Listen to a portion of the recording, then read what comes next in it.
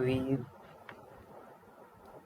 बाबूजी महाराज, वीर बाबूजी राठौड़।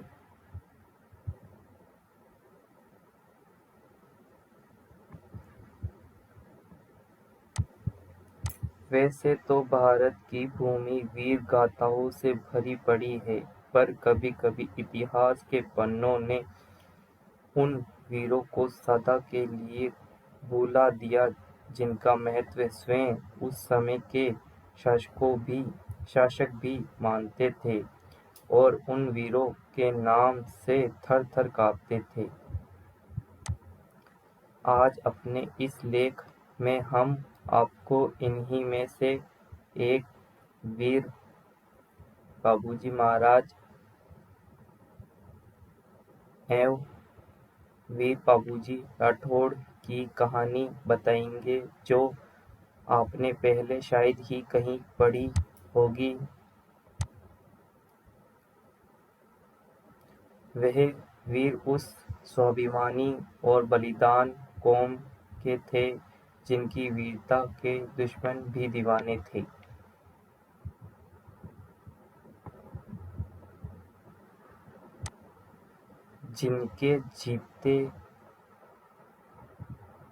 जिनके जीते जी दुश्मन राजपूत राज्यों की प्रजा को छू तक नहीं पाए, अपने रक्त से मातृभूमि को लाल करने वाले, जिनके सिर कटने पर भी लड़ कर झुंझार हो गए।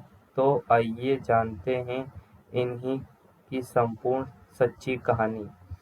बाबूजी राठौड़ ने फेरे लेते हुए ही सुना कि दस्यु एक अबला का पशुधन बलात्कार कर ले जा रहे हैं। यह सुनते ही वह आधे फेरों के बीच ही उठ खड़ा हुआ और तथा पशुधन की रक्षा करते हुए वीर गति को प्राप्त हुआ। उस वीर ने आधे फेरे यहाँ एवं शेष स्वर्ग में पूरे किए। फेरा सुनी पुकार जद धाड़ी धन ले जाए, आधा फेरा इन धरा आधा सुरंगा खाए। बाबूजी राठौड़ की कथा। बाबूजी राठौड़ ने चारणा जाति की एक वृद्ध औरत से केसर कांवली नामक एक घोड़ी इस शर्त पर ले आए थे कि जब भी उस वृद्धा पर संकट आएगा, वे सब कुछ छोड़कर उसकी रक्षा करने के लिए आएंगे।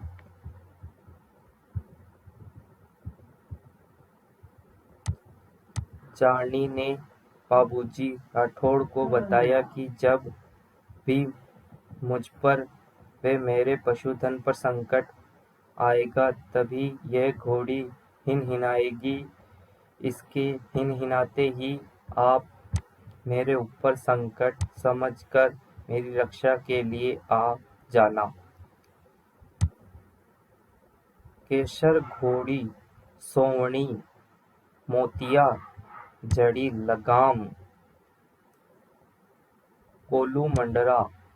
वीर बाबूजी ने झुक करू प्रणाम। चारनी को उसकी रक्षा का वचन देने के बाद एक दिन बाबूजी राठौड़ अमरकोट के सोढ़ा राणा सूरजमल के यहाँ ठहरे हुए थे। सोढ़ी राजकुमारी ने जब उसके बांके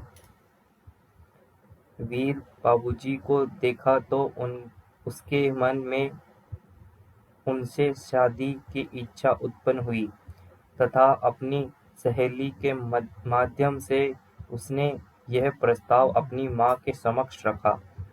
बाबूजी के समक्ष जब ये प्रस्ताव रखा गया तो उन्होंने राजकुमारी को जवाब भेजा कि मेरा सिर तो बिका हुआ है, विधवा बनना है तो विवाह करना।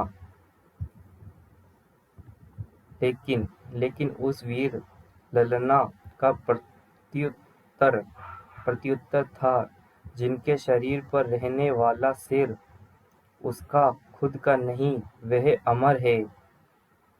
उसकी पत्नी तो विधवा नहीं बनना पड़ता, विधवा तो उसको बनना पड़ता है जो पति का साथ छोड़ देती है।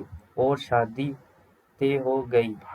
किंतु जिस समय बाबूजी ने तीसरा फेरा लिया, ठीक उसी समय केसर कावली घोड़ी हिनहानी उठी।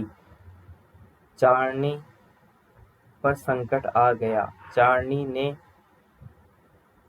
जिंदराव खींची को केसर कावली घोड़ी देने से मना कर दिया। इसी नाराजगी के कारण आज मौका देखकर उसने चारनी की गायों को घेर लिया। श्री बाबूजी राठौड़ महाराज की वीरता। संकट के संकेत। घोड़ी की हिनियाती को सुनते ही वीर बाबूजी राठौड़ विवाह के फेरों को बीच में ही छोड़कर गठजोड़े को काट कर चारनी को दिए वचन की रक्षा के लिए चारनी के संकट को दूर करने के लिए चल पड़े।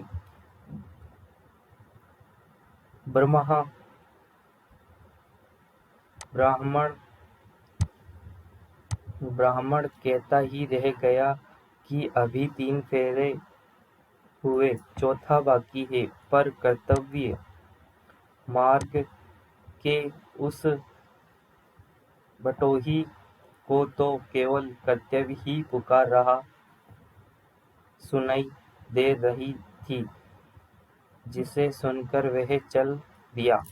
सुहागरात की इंद्रधनुषीय शैया के लोभ को ठोकर मारकर रंगारंग के मादक अवसर पर निमंत्रण भरे इशारों की अपेक्षा कर कंकण डोरा को बिना खोले ही और वह चला गया। क्रोधित नारद की वीणा के तार की तरह ही झंझनाता हुआ, भागीरथ के हट की तरह ही बोला, बल खाता हुआ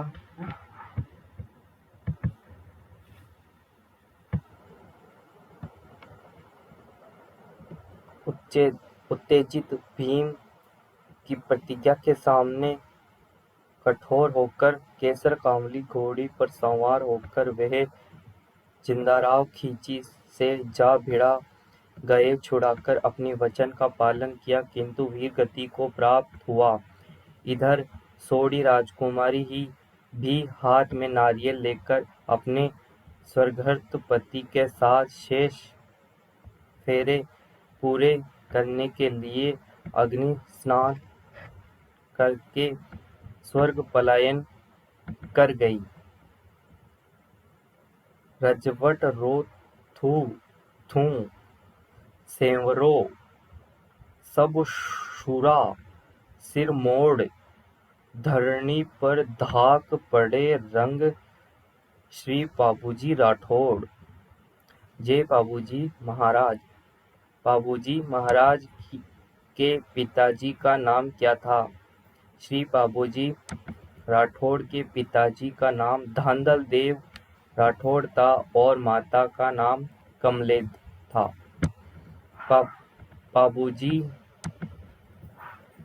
राठौड़ की पत्नी का नाम क्या था?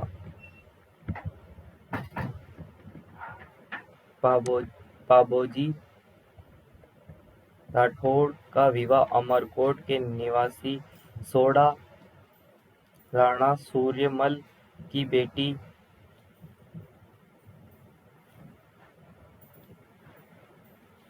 सुपेयार्दे के साथ हुआ। इतिहास में इन्हें सोढ़ी राजकुमारी के नाम से जाना जाता है। बाबूजी राठौड़ किसके अवतार थे? लोक कथाओं और बाबूजी की फड़ के अनुसार बाबूजी राठौड़ को लक्ष्मण यानी शेषनाग के अवतार माने जाते हैं।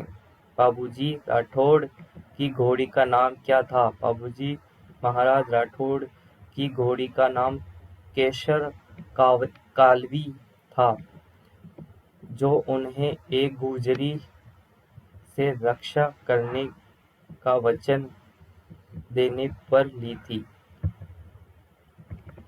बाबूजी की फड़ क्या होती है? बाबूजी की फड़ कपड़े पर बाबूजी के जीवन प्रसंगों के चित्रों से युक्त एक पेंटिंग होती है। भोपे बाबूजी के जीवन कथा को इन चित्रों के माध्यम से कहते हैं और गीत भी गाते हैं।